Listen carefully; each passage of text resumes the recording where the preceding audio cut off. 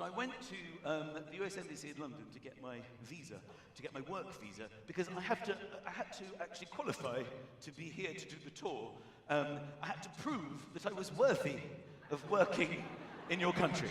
I had to go and be interviewed by an American person to justify that I was worthy of something called an alien of extraordinary ability or something. That's why they let you in. I had to be an alien. I don't know how to be an alien, but I have to be not only be an alien, but an alien of extraordinary ability. It's an incredible double. So I spoke to this lawyer who prepared my application to get a visa to come and visit you and work here, and she said, it's fine, they're just going to ask you questions about your career, and just be confident, and it should be fine, it should be fine. Because I've toured all over the world, I've just never toured here, I was relatively confident, but she said the one thing you can't do is miss your appointment. Because if you're late, then you won't get your appointment, it's back to back to back to back, and they'll give you a rescheduled appointment, and you could miss the whole tour. So I got there bright and early. Now, unfortunately, I went there on the Monday, this was a few weeks ago, after the weekend where everything kicked off. It kicked off in the Middle East, right? So I show up at the US Embassy in London, and I cannot tell you the security. So right on time, I went up to the door, and I said, hello, I'm here for my interview for my visa. And they said, you need the other door, sir. It's the other side of the building, actually. Now, this was a very tense, enormous building. So I sprinted. I had to sprint because I was going to be late. I thought, you know, if I miss the appointment, I might not even be here.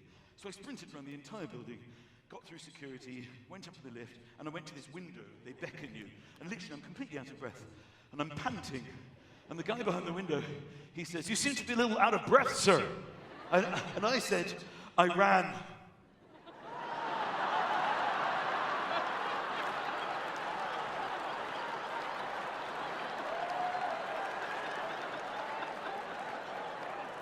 Now, I didn't realize what I had done, you see.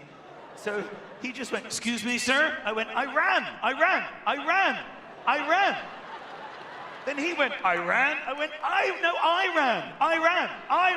I ran. Basically, I had stormed the US Embassy,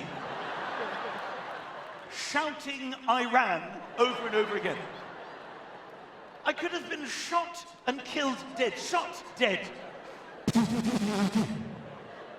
My wife would have been on the news going, I mean, you think you know someone, but I just... You know, he's never really been political. He's never really mentioned anything about the Middle East. We went to Dubai once on holiday. He seemed happy. We had a good flight and a really lovely holiday.